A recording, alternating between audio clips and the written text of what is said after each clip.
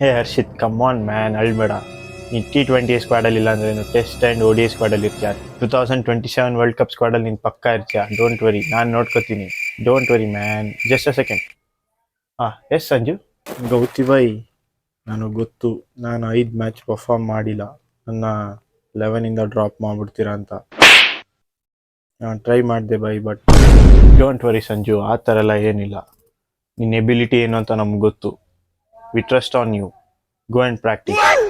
T20 world ಕಪ್ಪಲ್ಲಿ ನೀನೇ ನಮ್ಮ ಓಪನರ್. ಡೋಂಟ್ ವರಿ, ಹೋಗಿ ಚೆನ್ನಾಗಿ ಪ್ರಾಕ್ಟೀಸ್ ಮಾಡು ಸಂಜು. Okay bye. ಹರ್ಷಿತ್ ಬಾಯ್. ಸೂರ್ಯ, ಸಂಜು ಬಂದೇನೋ ಮಾತಾಡ್ಬಿಟ್ಟು ಹೋಗ್ತಾ ಇದ್ದಾನೆ. ಅವ್ನು ಈ ಸೀರೀಸ್ ಚೆನ್ನಾಗಿ ಪರ್ಫಾರ್ಮ್ ಮಾಡಲಿಲ್ವಲ್ಲ, ಅದಕ್ಕೆ ನಾವೆಲ್ಲಿ ಅವನ್ನ ಡ್ರಾಪ್ ಮಾಡ್ಬಿಡ್ತೀವಿ ಅಂತ ನನ್ನ ಹತ್ರ ಮಾತಾಡಕ್ಕೆ ಬಂದಿದ್ದಾನೆ. ನಾನು ಏನಿಲ್ಲ, ಹೋಗು ಡ್ರಾಪ್ ಮಾಡಲ್ಲ ಅಂತ ಹೇಳಿ ಕಳಿಸಿದ್ದೀನಿ. ಬಟ್ ನಾನು ಅವನ್ನ ಡ್ರಾಪ್ ಮಾಡ್ತೀನಿ. ಯಾಕಂದರೆ ಅವನ್ನ ಸ್ಕ್ವಾಡಲ್ಲಿ ಪಿಕ್ ಮಾಡಿ 11ಅಲ್ಲಿ ಆಡಿಸಿದೆ. ಅವನು CSK ಟೀಮಲ್ಲಿ ಆಡ್ತಾ ಇಲ್ಲ ಅಂತ. ಇವಾಗ ಏನಂದರೆ ಆ ಟೀಮ್ಗೆ ಟ್ರೇಡ್ ಆಗಿದ್ದಾನೆ.